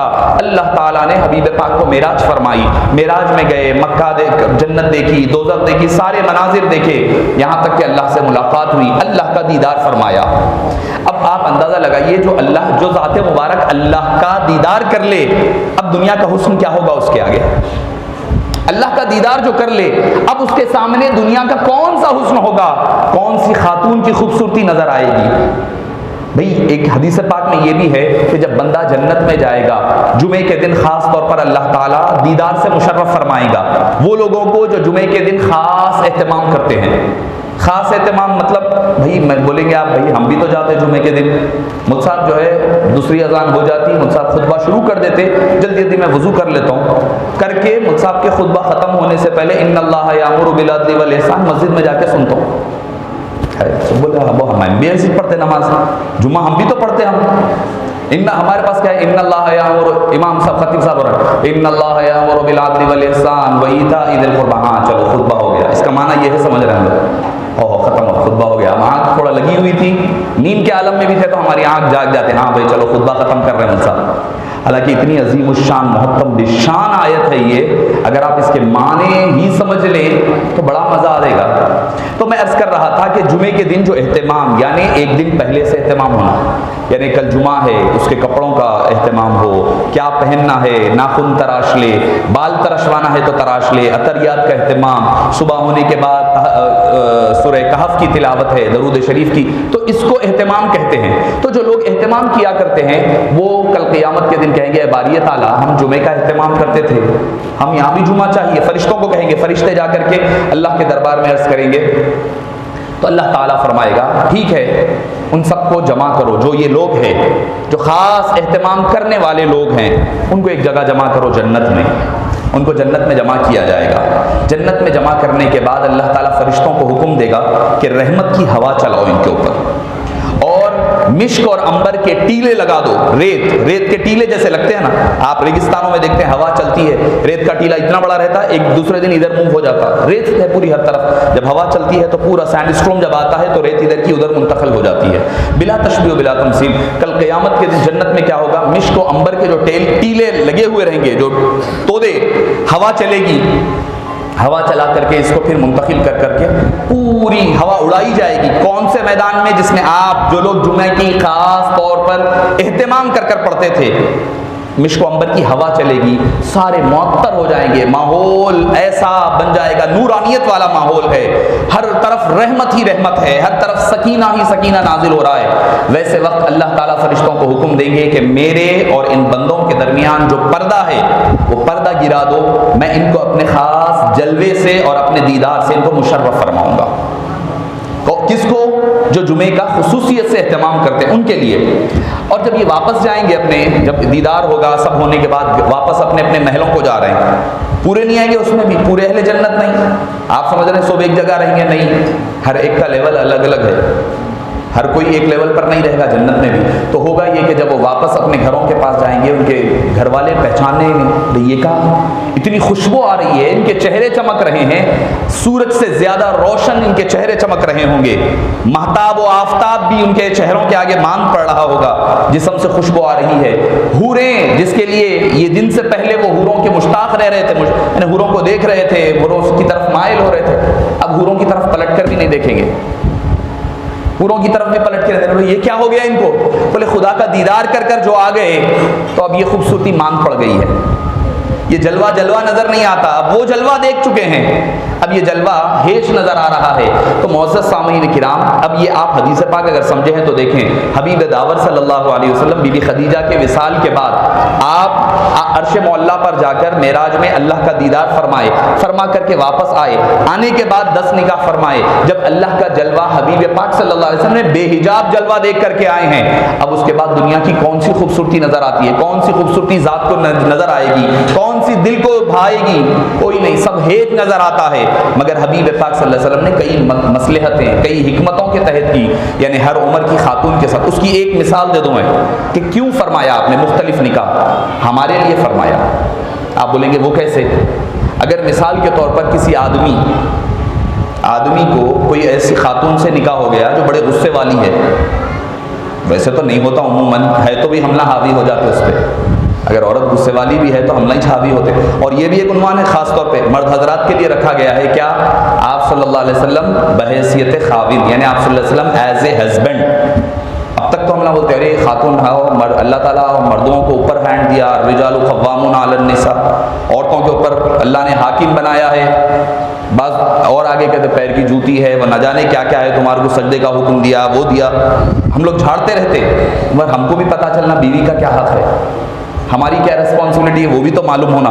خواتین ہے زیادہ نہیں ہے تو آپ پریشان ہونے کی ضرورت نہیں ہے. کہ آپ لوگ پریشان ہوں گے بھائی خاوند کے طور پر اگر یہ ذمہ داری ہے تو کل سے جا کے گھر میں پوچھنے لگ جائیں گے, بھائی مول صاحب تو یہ بولے آپ کی ذمہ داری یہ ہے, وہ کہاں کر رہے ہیں آپ پوری, وہ پوری کہاں کر رہے ہیں.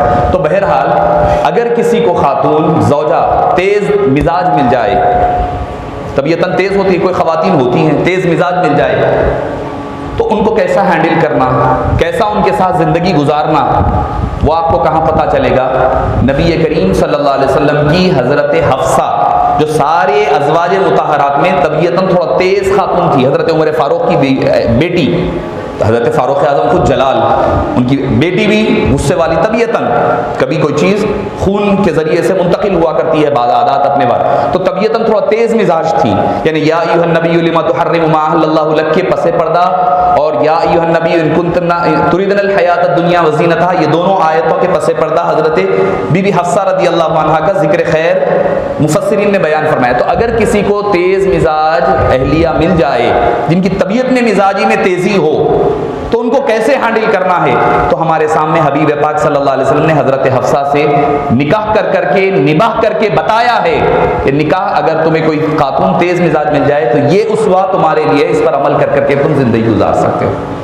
بڑی عمر کی خاتون ملے تو کیسا ڈیل کرنا، کم عمر ملے تو کیسا ڈیل کرنا، مالدار ملے تو کیسا کرنا، غریب ملے تو کیسا کرنا، اور اگر کوئی ہم عمر ہے تو کیسا ان کے ساتھ نبھانا، اور اگر کوئی بادشاہ کی بیٹی بھی آ جائے، حضرت کون ہے کہ سردار کی جو یہودی جو سردار تھا خیبر کی طرف کا، ان کی بیٹی آپ نے صفیہ سے نکاح فرمایا، ان کے ساتھ کیسا معاملہ کرنا۔ تو معزز سامعین کرام، حبیب پاک صلی اللہ علیہ وسلم نے جو نکاح فرمائے ہیں زیادہ، اس میں کئی حکمتیں ہیں، کئی اللہ تعالیٰ نے راز رکھے ہیں، کئی اور راز ہے جو آپ کل سنیں گے۔ تو یہ عنوان ہے جس کو حضرت مولانا خواجہ غلام سیف اللہ سلمان سہروردی صاحب مدت فیوز ہو، استاد جامعہ نظامیہ، اس عنوان پر کل انشاءاللہ العزیز خطاب فرمائیں گے۔ معزز سامعین کرام، ان مجالس کا مقصد یہی ہے کہ اللہ تعالیٰ نے حبیب پاک صلی اللہ علیہ وسلم کو ہم پر روانہ فرما کر کے سب پر احسان فرمایا، کسی ایک پر نہیں۔ نثار تیری چہل پہل پر ہزاروں عیدیں ربیع الاول، سوائے ابلیس کے جہاں میں سبھی تو خوشیاں منا رہے ہیں۔ چرند نے خوشی منائی، پرند نے خوشی منائی، لڑکیوں نے، عورتوں نے، ہر ایک نے حبیب پاک صلی اللہ علیہ وسلم کی آمد کی خوشی۔ کس کو فائدہ نہیں پہنچا یہ دیکھیں آپ، لڑکیاں جو زندہ مر رہی تھی، آج اگر عورتیں باقی ہے تو وہ بھی حبیب، چاہے کوئی مذہب کی کیوں نہ ہو، وہ بھی حبیب پاک صلی اللہ علیہ وسلم کا صدقہ و طفیل ہے، ورنہ تو وہیں پر ساری عورتیں ختم ہو جاتی لڑکیاں۔ حبیب پاک تشریف لائے تو عورتوں کو جلا ملی اور صبح قیامت تک وہ باقی رہنے والی رہی۔ تو معزز سامعین کرام، حبیب پاک کا جشن میلاد کیوں نہ منائیں؟ کیوں کہ حبیب پاک ہر وقت امت کو یاد فرمایا۔ آپ عبادتوں میں ہے تو بھی امت کو یاد فرمایا، جنت کے دروازوں پر بھی ہے تو امت کو یاد فرمایا، معراج پاک بھی ہے تو امت کو یاد فرمایا، ولادت ہے تو بھی اولاد آپ نے امت کو یاد فرمایا۔ حضرت ام شفا رضی اللہ عنہا طبرانی شریف کی حدیث پاک میں فرماتی ہیں، جب حبیب داور صلی اللہ علیہ وسلم تولد ہوئے تو آپ صلی اللہ علیہ وسلم اپنی ماں کے بطن مبارک سے جڑے ہوئے نہیں تھے، جڑے ہوئے جیسا کہ آج جو سائنس کے اسٹوڈنٹس ہیں، میڈیکل وغیرہ جو پڑھ رہے ہیں، ان کو پتہ ہے کہ ہر بچہ اپنی ماں کے امبلیکل کارڈ سے جڑا ہوا ہوتا ہے، اس کے ذریعے سے بچے کو غذا ملتی ہے۔ ماں کی جو غذا، بچہ زندہ 9 ماہ تک ماں کے پیٹ میں کیسے ہوتا ہے، وہ امبلیکل کارڈ کے ذریعے سے ہوتا ہے، اس کے ذریعے سے اس کو غذا ملتی رہتی ہے۔ وہ فرماتی ہے کہ حبیب پاک صلی اللہ علیہ وسلم جب پیدا ہوئے تو آپ ماں کے پیٹ سے جڑے ہوئے نہیں تھے۔ تو مطلب کیا ہوا کہ حالانکہ غذا ملنے کا وہ ایک ہی سبب اور ذریعہ ہو سکتا ہے، تو پتہ چلا محمد مصطفیٰ صلی اللہ علیہ وسلم اپنی ماں کے پیٹ میں بھی ہے تو کسی کے محتاج نہیں ہے، وہ دوسروں کو نوازنے والے ہیں، کسی کے محتاج نہیں ہے۔ وہاں بھی زندہ رہنے کے لیے حبیب پاک صلی اللہ علیہ وسلم کو اپنی ماں سے جڑے رہنے کی ضرورت نہیں ہے، اور کوئی ناپاکی، کوئی خون وغیرہ کچھ نہیں تھا۔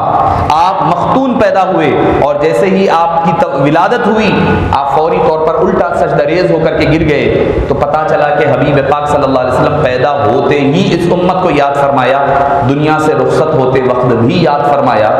ابتدا بھی امت کے ساتھ ہوئی، انتہا بھی امت کے ساتھ ہی، اسی لیے امت کا فریضہ ہے کہ اس حبیب پاک کو ہر لمحہ یاد کریں۔ لوگ بولتے ہیں بھائی صحابہ میلاد منائے کیا، صحابہ میلاد منائے کیا، یہ سوال کرنا ہی غلط ہے، یہ سوال ہی غلط ہے، نہیں بدعت ہے۔ میں بولا ایک صاحب کو بولا اللہ بدعت ہے، اچھا میں بولا بدعت کی تعریف کیا ہے بتائیے، بولے جو سرکار نہیں کرے وہ بدعت ہے۔ میں بولا دلیل کہاں ہے بتاؤ آپ صلی اللہ علیہ وسلم نے فرمایا کل بدعت ضلالہ، کہ بدعت جو ہے گمراہی ہے فرمایا، مگر یہ کہاں پر لکھا ہوا ہے کہ جو آپ صلی اللہ علیہ وسلم نہیں کرے وہ بدعت ہے، کہاں لکھا ہوا ہے؟ ایسے کئی کام میں بتا سکتا ہوں جو آپ صلی اللہ علیہ وسلم نے نہیں کیا مگر صحابہ نے کیا، دین کا حصہ ہے، دین کا حصہ ہے۔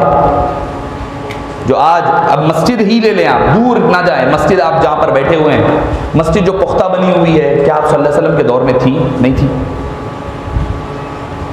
صرف وہ کھجور کے تنوں، ڈالیوں پر، اٹوں پر بنی ہوئی، چھالوں پر بنی ہوئی مسجد نبوی تھی، کوئی خاص مسجد نبوی نہیں تھی بنی ہوئی۔ آپ صلی اللہ علیہ وسلم نے یہاں تک کہ آثار قیامت کے بارے میں فرمایا کہ مسجدوں کو زیب و زینت نہ دو، یہ تک ہے حدیث پاک میں، مگر بعد کے دور میں ملتا ہے۔ میں قرآن کریم جو ہم پڑھ رہے ہیں وہ قرآن کی شکل میں نہیں تھا آپ صلی اللہ علیہ وسلم کے دور میں، حضرت عمر فاروق کے، حضرت ابوبکر کے دور میں ہوا، حضرت عمر نے تراویح کی جماعت کو ایک جگہ جمع فرمایا، وہ بھی آپ صلی اللہ علیہ وسلم کے دور مبارک میں نہیں تھا۔ حضرت عثمان غنی نے جمعے کی 2 اذانیں حضرت عثمان نے آغاز فرمایا، تو کیا پھر یہ ساری بدعت قرار پائیں گے؟ جتنے لوگ کر رہے ہیں پھر بدعت ہو گئے، بدعتی ہو گئے، سارے دوزخ میں جانے والے ہو گئے۔ نادانی والی بات ہے نا، سوچنے والی بات ہے. تو بولے نہیں صاحب اچھا ٹھیک ہے، صحابہ کو بھی لے لو آپ اس میں، یعنی جو آپ صلی اللہ علیہ وسلم نے نہیں کیا اور صحابہ نے نہیں کیا وہ بدعت ہے. مطلب یہ کہاں لکھا ہوا؟ کہیں پر بھی نہیں لکھا ہوا نہیں ہے. میں نے کہا اگر وہ ہے تو اس کی بھی کئی مثالیں ہیں. قرآن کریم کا زیر زبر لگانا یہ بھی بدعت قرار پائے گا. صحابہ کے دور میں نہیں ہوا، یہ حجاج بن یوسف کے دور میں ہوا، بنو امیہ کے دور میں، پھر یہ بھی بدعت ہوئی. زیر زبر لگا کر آپ جو پڑھ رہے ہیں قرآن پر، قرآن کی تفسیر کرنا، بخاری کا درس دینا بدعت ہو جائے گا، کیونکہ بخاری بنانا ہی بدعت ہے.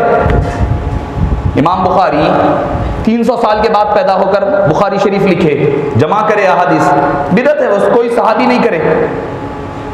کوئی صحابی نے بخاری شریف، مسلم، ترمذی جتنی کتابیں ہیں ساری کی ساری بدعت قرار پائی، صحابہ نے نہیں کیا. تو معزز سامعین کرام، آپ صلی اللہ علیہ وسلم، بدعت کی تعریف یہ ہوتی ہے وہ کام جو قرآن اور قرآن سنت کے خلاف ہو، نیا کام ہو، قرآن اور قرآن کے خلاف، حدیث پاک کے خلاف ہو، وہ کام بدعت قرار پائے گا. جبکہ یہ تو حبیب پاک صلی اللہ علیہ وسلم نے بذات خود عمل کر کے پیر کے دن روزہ رکھ کر کے بتایا کہ میرا پوچھا گیا یا رسول اللہ آپ کیوں روزہ رہتے ہیں؟ تو فرمایا اس دن میں پیدا ہوا، اس دن میری ولادت ہوئی. یہ نہیں بولے کہ روزہ عبادت ہے اس لیے رہ رہا ہوں، نہیں بولے روزہ فرض ہے، عبادت ہے، قرآن میں ہے، حدیث میں نہیں. فرمایا میں پیدا ہوا، ولدت فیہ، فرمایا اس دن میں پیدا ہوا اس لیے میں روزہ رہتا ہوں. اور عرب کا یہ دستور تھا کہ خوشی منانے کے لیے وہ روزہ رہا کرتے تھے. مسلمان ہی نہیں، غیر مسلم بھی.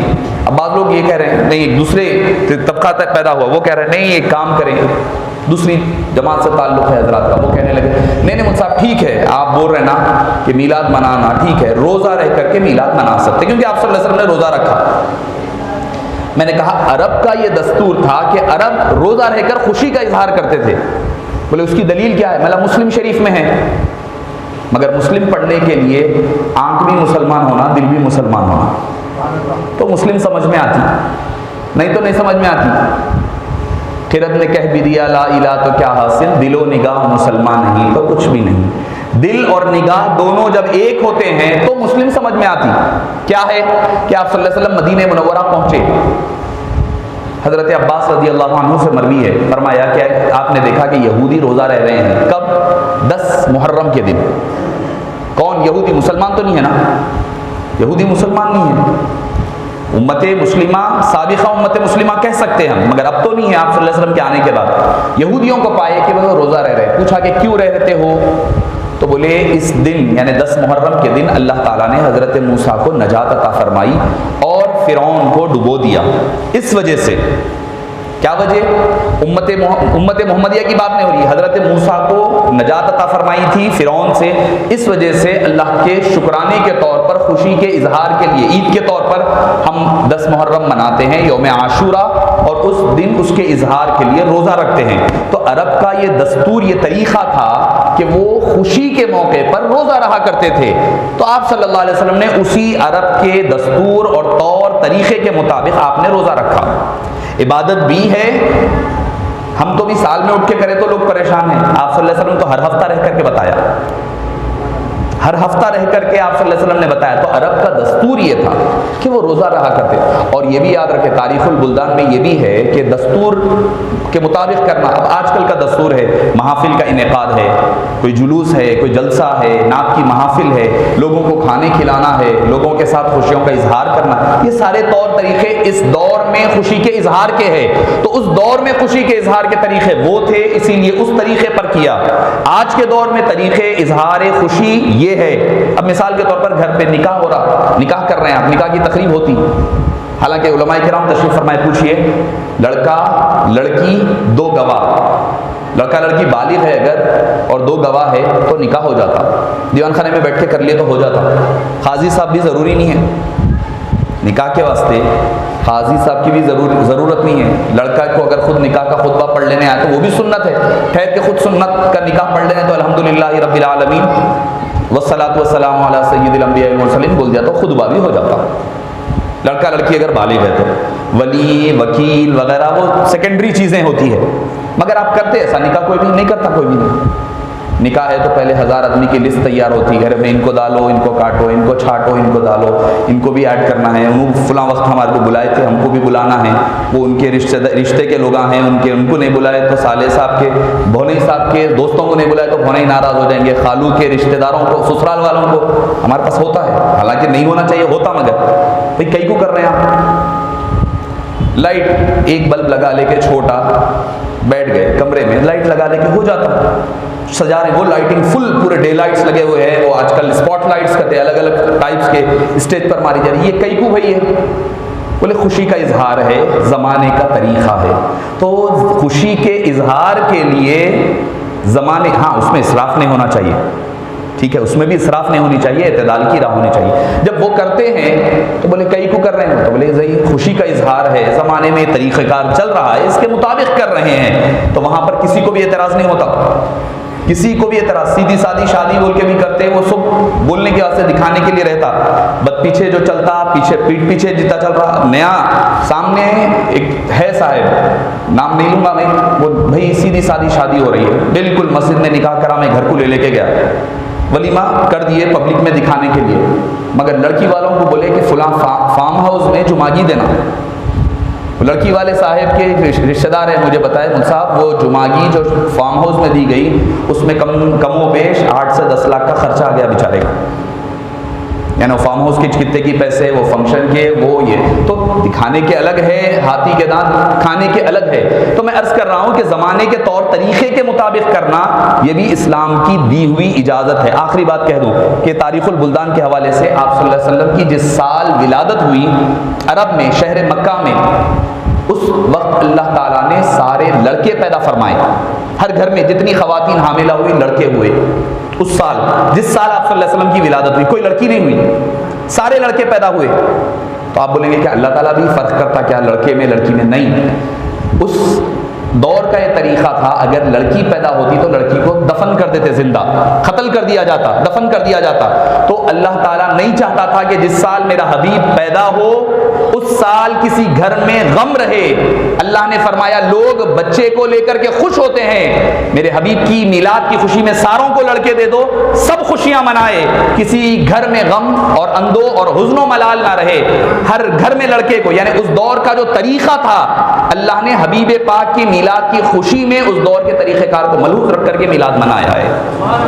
تو معزز سامعین کرام، میلاد پاک منائیں، اہتمام کے ساتھ منائیں، جس قدر اہتمام کے ساتھ آپ میلاد منا سکتے ہیں اس کا اہتمام کریں، لغویات سے بچیں، ڈی جے نہیں لگانا، عرش نہیں ڈال لینا، گالی گلوچ، روڈوں پہ لوگوں کے لیے نیند حرام کرتے ہوئے بائکس لے کر کے نہیں پھرنا، ایسا کام کوئی نہیں کرنا، ناچ گانا نہیں کرنا، اور گانوں کی طرز پر نعتیں نہیں پڑھنا، یہ چیزوں کو ملحوظ کرے رکھے، ادب اور احترام کے ساتھ، جلوس بھی منائے تو ادب اور احترام کے ساتھ، جو بھی کام کر رہے ہیں ادب پہلا قرینہ ہے محبت کے قرینوں میں، تاکہ کسی کو انگلی اٹھانے کا موقع نہ ملے۔ اپنی گفتگو کو ختم کرتا ہوں، اور ایک بات شاید میں سمجھتا ہوں کہ اس کا اظہار کسی کے سامنے بھی نہیں ہوا ہے، چونکہ ایک غیبی حکم کے ذریعے سے ہے، چونکہ ہمارے مولانا حضرت عبدالقہار خان صاحب تشریف فرما ہے، تو میں سمجھتا ہوں کہ کسی کو بھی، جتنے حضرات میرے قریب ہے جو پھول لائے ہیں وغیرہ لائے، ان کو خود بھی نہیں پتہ ہے، تو ایک مقدس فریضے کے تحت، چونکہ بہت میں پیر و مرشد جناب محمد عبدالقہار خان صاحب کو، جو حضرت ابوالفدا علیہ رحمت و رضوان کے شہزادے ہیں، اور میں سمجھتا ہوں کہ غالباً ابتدائی جو قہار بھائی کے جو بڑے بھائی ہیں پورے، وہ بابا حضور علیہ رحمہ کے خلفاء ہیں۔ بابا حضور نے حضرت کے زیارت کے موقع پر فاتح سیوم کے موقع پر خلافت عطا فرمائی تھی، مولانا حضرت فضل اللہ خان صاحب اور سعد اللہ خان صاحب کو بعد میں خلافت عطا فرمائی تھی، اور عطا اللہ صاحب، اور ہمارے بعد کے اور کون ہیں، ایک عبدالحنان خان صاحب کو بعد میں مولانا صاحب سے درخواست کرتا ہوں کہ وہ تشریف لائیں، اور آج اس کی جانب سے حضرت عبدالقہار خان صاحب کو سلسلہ عالیہ، نقشبندیہ، مجددیہ، قادریہ میں خلافت و اجازت دی جاتی ہے۔ مولانا منظور صاحب سے درخواست کرتا ہوں کہ تشریف لائیں اور عبدالقہار خان صاحب کی کوشش کریں۔